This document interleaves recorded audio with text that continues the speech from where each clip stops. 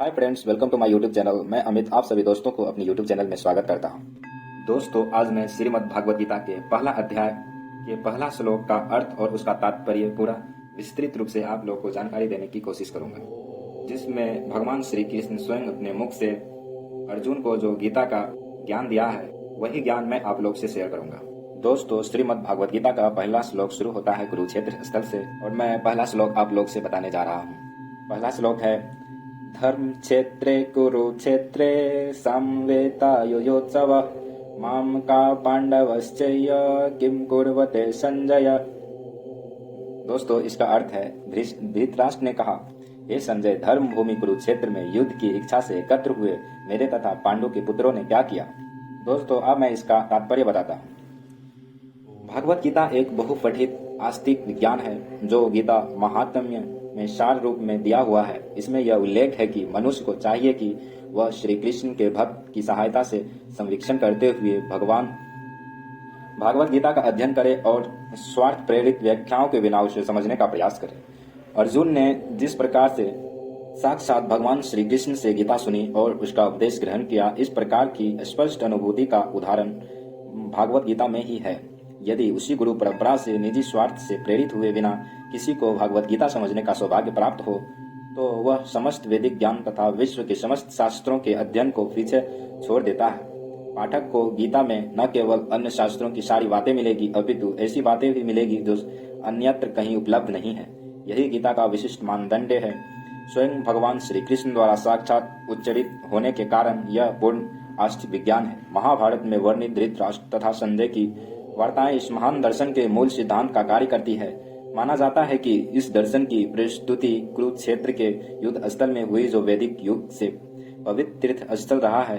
इसका प्रवचन भगवान द्वारा मानव जाति के पथ प्रदर्शन हेतु तब किया गया जब वे इस लोक में स्वयं उपस्थित थे। धर्म क्षेत्र शब्द सार्थक है क्योंकि कुरुक्षेत्र के युद्ध स्थल में अर्जुन के पक्ष में श्री भगवान स्वयं उपस्थित थे। कौरवों का पिता धृतराष्ट्र अपने पुत्रों की विजय की संभावना के विषय में अत्यधिक संदिग्ध था। अतः इसी संदेह के कारण उसने अपने सचिव से पूछा, उन्होंने क्या किया। वह आश्वस्त था कि उसके पुत्र तथा उसके छोटे भाई पांडु के पुत्र कुरुक्षेत्र की युद्ध भूमि में निर्णयात्मक संग्राम के लिए एकत्र हुए हैं। फिर भी उसकी जिज्ञासा सार्थक है।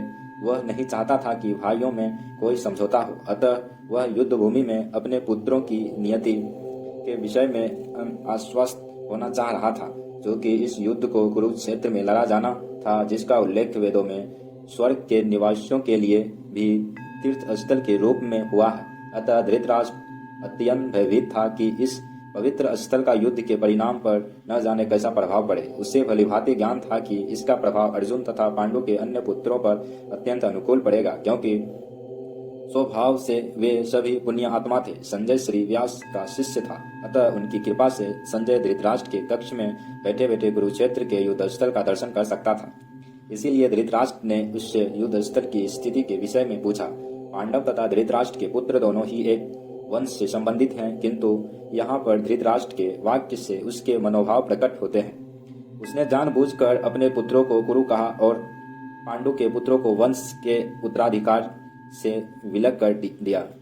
इस तरह पांडु के पुत्रों अर्थात अपने भतीजों के साथ धृतराष्ट्र की विशिष्ट मन स्थिति समझी जा सकती है। जिस प्रकार धान के खेत से अवांछित पौधों को उखाड़ दिया जाता है, उसी प्रकार इस कथा के आरंभ से ही ऐसी आशा की जाती है कि जहाँ धर्म के पिता श्री कृष्ण उपस्थित हो, वहाँ कुरुक्षेत्र रूपी खेत में दुर्योधन आदि धृतराष्ट्र के पुत्र रूपी अवांछित पौधों को समूल नष्ट करके युधिष्ठिर आदि नितांत धार्मिक पुरुषों की स्थापना की जाएगी।